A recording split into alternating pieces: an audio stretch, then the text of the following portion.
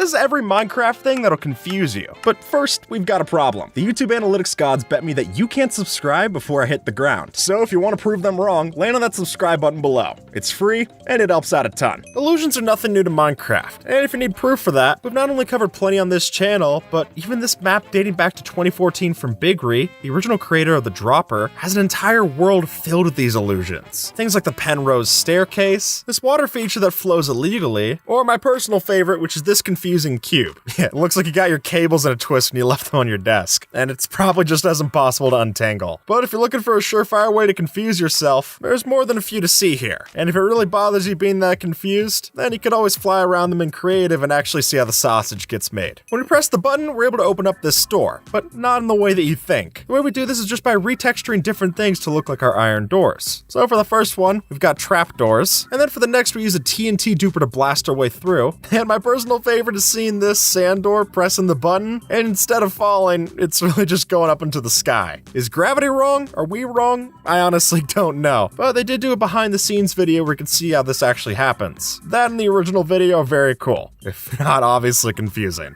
Even just looking at screenshots of this maze makes it confusing, but playing it doesn't make it any easier. We'll not only walk through different portals to teleport into random places, but also have our size change as well as the gravity that we're standing with. Yeah, if you ever wanted reality to fold in on itself, then you can download it from this map. And we've already shown off in the past using white concrete to make infinity rooms, but this takes that concept a little too literally. I think I'd rather just stay with map art and item frames to get this illusion. I don't know that rotten flesh is a bad food source, but I doubt your pickaxe is any better. But hey, with the help of this mod, it's not just the foodstuffs that's edible, but in fact, every item within the game becomes something that we can eat. And I think the best way to use this is to put it in a mod pack with other stuff that you're giving to your friends, so then when they download it, you can just confuse them when you start eating your shovel in front of them. And really, that's the only purpose you would ever do this for. It doesn't restore hunger, it just gives you the nausea effect. And it probably also makes it really annoying when you're trying to place down a block, only to just eat it in front of yourself. Maybe more infuriating than confusing. At first glance, this world doesn't seem all that different, but when we flip the screen the right way up, you see that in fact we've downloaded a mod that makes Minecraft completely upside down. And while this could make for a fun challenge, and that's really about all that it makes fun, I think it's hard to see just how disorienting this can be until you actually play it. I mean, not only is up down, but left is right, right is left, and not to mention all of the mobs look a lot weirder when you see them in this perspective. And if you wanted to do this in the base game without using any mods, it is worth noting that if you were to change your FOV in such a way in the options text, it is possible that if you go over values of 180, you can actually flip it upside down like this. And it's a good thing that our sliders don't let us do that in the base game. Building staircases in Minecraft is nothing new. I mean, we've done a video in the past showing off almost every staircase that you can build in the base game, and while some of those get pretty big, none of them are going to take as long to climb as this one. And the reason is because this staircase will never end. As user Matt A shows off in this video, we instead have an illusion that just always teleports you to the bottom of the staircase once you start to get close to the top. And then using repeating quartz blocks so it's not noticeable when you get teleported, it gets pretty surreal trying to climb through this. But hey, if that's too much for you, you can always climb down the stairs and leave. You're just never gonna get the satisfaction of winning. If anything, it's like a Stairmaster machine at a gym, and equally as exhausting, may I add. When you first look at this map art, it doesn't seem like much else other than ugly. I mean, I like red as much as the next guy, but putting it this close next to green and blue and repeating it, yeah, it gets a little bit of an eyesore. But once we start to step away from the map art placed in this grid, that's when you start to notice the pattern actually shine through. And then as we step further and further away, you'll see that as the game tries to render the item frames like this, all the colors get very different. Instead, grouping together so that when you move your mouse around, you're just seeing giant chunks of RGB fill the screen, which is maybe one of the best optical illusions I've seen made with map art, and we've shown off more than a few in the past, so that's really saying something. From the outside, this house doesn't seem that impressive, but this will just go to show that you shouldn't always judge a book by its cover, since when one step through this doorway, we're actually going to enter through the immersive portals from this mod, and step right from our small house facade in the overworld into a giant house inside of the nether. And now it doesn't look like the house is so small, but rather that your friend shrunk. But hey, it can be hard to find good real estate sometimes, so this seems like a good way to have plenty of storage and not have to worry about any of the cost of the land. What if Minecraft wasn't made of cubes? I mean, it sounds like a dumb question, right? Would would it really even be Minecraft anymore? And it only takes one look at the No Cubes mod to try and figure that out for yourself. I mean, sure, I can still recognize the terrain and everything, but am I comfortable looking at it? Not so much. But what's really impressive here is that because this mod's so optimized, it actually runs better than the blocks that we're used to in Minecraft. But when you start to go into a cave and explore around here, it makes me glad that Minecraft works on a grid system. I would not be able to figure this out any other way. What's the fastest way to escape from a maze? Instead of breaking blocks, of course. Well, there might be good tactics like always staying to the left wall and so on. With the way that Spifey built it here, even the best of advice and tips and tricks aren't going to be able to get you out of this one. Since with help of the Create mod, it's possible to make a maze that has moving sections so that the player never escapes. And to me, this feels like something out of a fantasy novel, almost like the Labyrinth in Greek mythology. And at this point, I feel like the only way I can break out of here is if I'm literally allowed to break out of here. I mean, if the maze is changing, why can't I change the rules? Just seems fair. The best way to make Minecraft confusing is to make it not seem confusing at all. Let me explain. Since with help of a cursed texture pack like this, we could entirely switch around the look of the game and have every block act like it's not supposed to. I mean, who would ever think that the crafting table now looks like a dispenser? And to me, this takes me back to the days of playing Minecraft random recipes, except at least then the blocks actually looked like how they were supposed to. Having to do it with this, I think I would have to write my own encyclopedia about which block is now what. Otherwise, I'm never getting my way out of here. As we all know, unless you're doing extremely technical glitches, there's no way to break Bedrock in Minecraft. But you can craft it using this recipe, or it sure looks that way given this uncraftable mod. And I think installing this on one of your servers and being able to show it off to your friends would be a pretty great prank. I mean, imagine their confusion when they come back to their base after hours of mining, only to find that the entire thing's been encased in Bedrock. Just sneak it in with a mod pack with some other mods that they're going to be trying out, and I think you could get away with this. We've all heard the saying that it's raining cats and dogs, but in this case, it's raining food. Don't believe me? Well, look up. Since in this mod, it really is as simple to fill your hunger bars by just looking up during the rainstorm. And as someone who's never enjoyed rain in Minecraft, I will say that this makes me a little bit more comfortable with it. Like, sure, the mobs aren't going to despawn, but neither am I if I'm keeping well fed. I think it's a fair trade-off. What can you craft with these items? Now, with conventional wisdom, not a lot, but of course, since this is a confusing video, the truth is that there's an entire wealth of things that we can make with this. And the whole idea of this mod, craft this from that, lets you to take any item in the game and turn it into any other one, giving you the weirdest progression angle to Minecraft. And honestly, I think if you took this into an adventure map, that could be a really interesting concept. But it's also going to be more than a little useful to turn on the recipe book for this, because with my head, I've got no clue how this works. Alright, be honest, what render distance do you play on?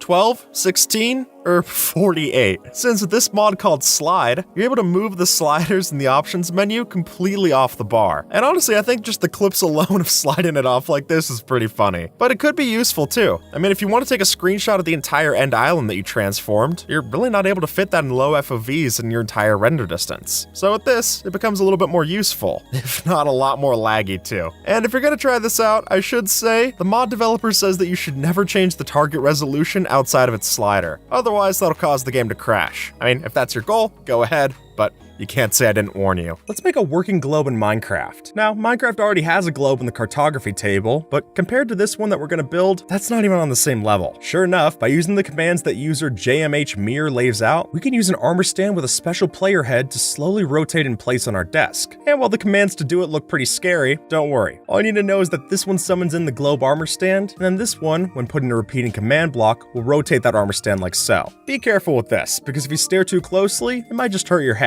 Because what we've done here with glazed terracotta is definitely confusing. But if you peek behind these stairs, you'll notice that it's just magenta glazed terracotta placed in a certain way, which if we then cover up, can make the illusion of a circle from the front. With the help of a golden block and a piston, we're able to completely break piglin bordering on Bedrock. With just a simple redstone clock like this, we can have a sticky piston push a golden block back and forth, and for some reason that completely messes with the piglin's AI, where they're now trading every single tick possible. But on Java, if you were to do this, you'd just be out a bit of redstone. It's more of a noise complaint than anything that's gonna fill your pockets. Clearly, armor stands can be used for some pretty amazing things, and with the help of command blocks, we can push that even further. See, all of these NVT data changes that we do like so, we could automate with repeating commands, meaning we can turn an armor stand like this into a working ceiling fan, which I'll fully admit seems ridiculous, but I also can't argue with the results. And while this option with swords maybe takes the term propeller blades a bit too literally, we could just as well use shields like this example. How is this piston powered? Well, in Java, there's a system called quasi-connectivity, and while it started as a bug, it's become something of a feature in this version, but since it was unintended, it's not planned for Bedrock anytime soon. Now, I'm gonna go out on a limb and say that most of us don't use structure voids on a daily basis, but it turns out that might be our mistake, because with results like this, that block can clearly be useful for creative building. And I think this example of using rails and structure voids for something of a support beam can be a real help for detail. One of the staples of Minecraft exploration is setting up camp wherever and whenever you need, which is nice, but something tells me placing your bed on the floor isn't nearly as pretty as this. Though unfortunately, setting up a tent in Minecraft can be just as confusing as it is in real life. Though once you take the time to lay out the armor stands at correct rotations and add in your banners, tripwire hooks, and chains, the results are clear to see. In vanilla Minecraft, there's no way to change your size, but with this dollhouse, you'll think that we did. Since if we flip open this trapdoor to crawl inside, because of the invisible item frames that we used, we can place specific items to look as if they're placed within the world. And while it might fall apart if you take a closer look,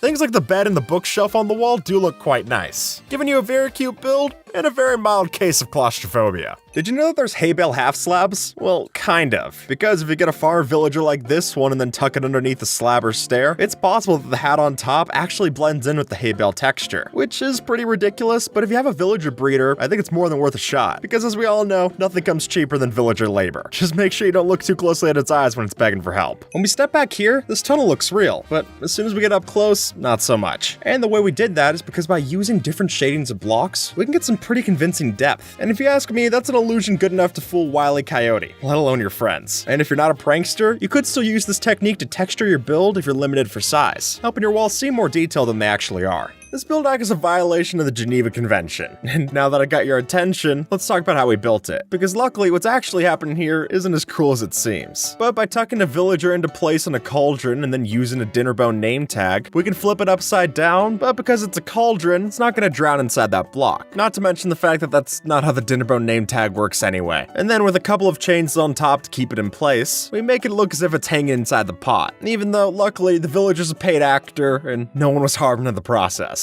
We added a vertical slab to Minecraft. Well, kind of. Because, funnily enough, if you just place two trapdoors facing into each other and then flip them up, then it certainly looks like we've got ourselves a vertical slab here. And especially when you use something like the spruce trapdoor, the texture blends together perfectly and makes it look like an actual feature in the game. Which I guess it is, but just not in the way that Mojang intended it. And considering that they denied putting this feature in the game, this is really the closest we're gonna get. This is a bed for me, and this is a bed for my son. Or it sure looks like that, because by using some sneaky armor stands like this, we can shrink down our regular items to a much more manageable size. And with just that, we'll have ourselves a child-sized bed and a child-sized chest to keep all their items. Just don't try to open it up, then the illusion will fall apart. In Bedrock Edition, if you were to get a baby drowned mob to wear a mob's head, then when it equips it, that head will look ginormous. And there you go, you've got your own kind of a bobblehead in your world. And honestly, I don't know if you'd classify this as more silly or terrifying. I feel like it fits for both. And crystals can clearly do some wild things when you stack them together, but this is less obvious. See, in Java, they'd stack like you expect, but if you do the same and reload the world in Bedrock, it makes a much stranger pattern. In every Java world, you're gonna find 128 strongholds that spawn. That's it, no more, nor less. But in Bedrock, things work differently, as a random amount of these structures can spawn, and they'll also spawn in a random way, meaning you might be able to get this site where two portals spawned right next to each other, which is cool, but it really feels impractical too. What if you combine the end portal with the nether portal? Well, it depends on the version. See, in Java, it'll just break the portal, but in Bedrock, it'll get a weird hybrid like so. But even if that doesn't break Bedrock's end portal, this does. See, if you place fences underneath both versions of portals, in Java, we can teleport just the same, but in Bedrock, we can only walk on top without teleporting. If we place our Eye of Ender right here in this end portal, it lights up, but not how you would expect it to. And the reason for this is because end portal frames have a direction to them. So if we face them all the right way, we're able to generate the end portal so that it actually spawns outside of the frame. And worth mentioning, this might be the reason why if you built an end portal in Creative, it never actually lit up. You might have just placed the frames facing the wrong way. So take this as a lesson on how to fix that and how to break it at the same time. Here's how to make TNT completely safe. Since even though a prime TNT might explode like this regularly, if you were to ignite the TNT and then put it onto a half slab, then the amount of blocks that it actually blows up gets significantly smaller. In some cases, only the slab explodes, which is a lot better than the chain reaction we were looking at otherwise. So if you want to explosion proof your base and you don't have obsidian, then this deal proves that you might be better half off. If you're tired of your cat sitting on your chest, then this cage might be the answer. Though that might sound a bit cruel. What's actually happening here is that if we use a piston just right, it's possible to push our pet cat inside of a root block like this. And then with a moss carpet over top so it can't jump out, we make sure our feline stays in timeout. But don't worry, because the blocks are transparent, it's never going to suffocate or take damage, making it slightly less cruel than it would have been. Why does the water flow this way? Well, weird as it may seem, it's not a glitch, it's actually possible with pistons. Simply build this shape using a piston and honey blocks, flow down the water, and then break the redstone so that the piston retracts. From that point, the water will still flow like this, and you can create some pretty wild shapes for your waterfalls. Just make sure you don't accidentally update it again, otherwise the whole thing will be a wash. This build is illegal, or at least it should be. When you consider the fact that carpets can only be placed above non-air blocks, and lanterns need to be supported either under or on something, then how exactly does this work? But as we see, the solution for doing this is that we build up a water tower, place a carpet over top, and then swim down so that we can place the lantern. From there, drain the water into a bucket, remove the blocks around you, and we'll be left with this monstrosity. But what I will say about this is that we now have a true definition of a symbiotic relationship, because really, you can't break either piece of this without the whole thing falling apart. I think that's kind of beautiful. Anyone who played Minecraft in the past knows that boats used to be fragile little things, and you'd be lucky to get through a swamp without smashing it into planks and sticks. Nowadays, that's thankfully patched, but with a machine like so, we can remember those old days in somewhat of a strange way. With a wave machine like this, the force of the slime blocks will cause the boat's hitbox to launch up and then slowly maneuver back to the ground. And then, if we retract before impact, the boats will smash into pieces just like they used to.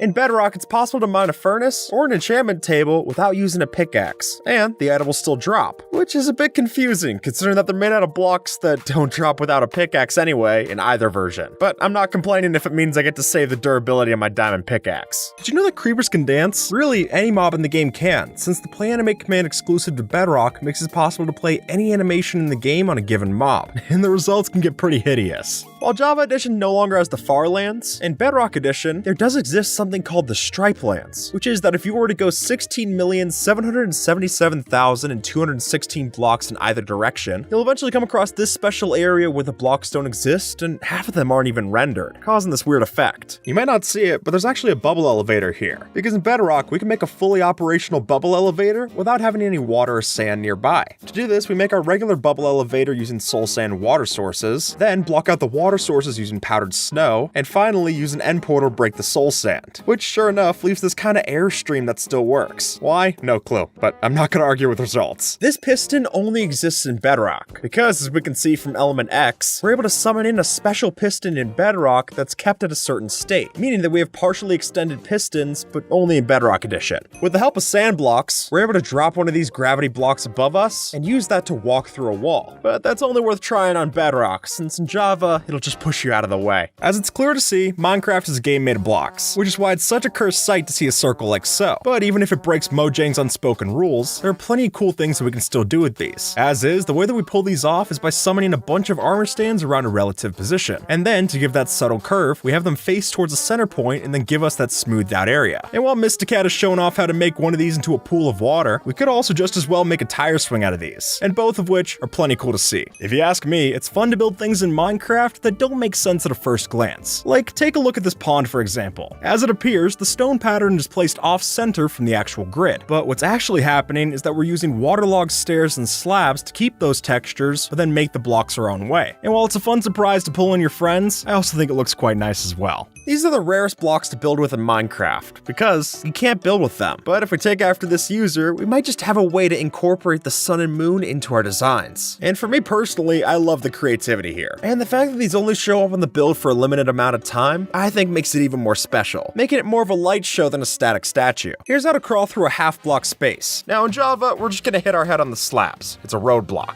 But in Bedrock, not only does the boat go through, but us along with it, which could make for a great secret entrance if your friends don't know this trick themselves. After all, we're going through a space even thinner than what a trapdoor would do. In both Java and Bedrock Edition, shulker boxes can be used for secret entrances, just in different ways. See, in Java Edition, we're able to use a shulker box placed vertically like this to then push us through and sink through the floor. And then in Bedrock Edition, if you place a shulker box facing towards yourself and then open it up, the top part of the shell is going to push you through a wall, moving you horizontally. Bedrock Edition is known for its fair share of bugs, and while some of those can be a pain, others are just cool to see. And this machine falls into that second category. As demonstrated with the perfect mix of timing and silk touch, we can grab a fully functional portal block item, which is great, but I'll add a disclaimer to just how awkward this is to pull off. And even after building the system properly, it takes the right amount of lag and luck to make it happen. But after all that, it is a neat souvenir. Pets make for great companions, and thankfully in Minecraft, we're able to collect a few of our own. But keeping them alive is a different thing entirely, and more often than not, we just leave them at home to keep them safe. So to find that balance between safety and sidekick, Bedrock might have our solution. See, mobs over here behave pretty strangely when exposed to the right potions. Meaning, if we take a bunch of our pets, unload a ton of decay potions, and then heal them at the last moment, some will eventually enter into this bug state. In which case, isolate them and you've got yourself an immortal buddy. And sure, the methods might be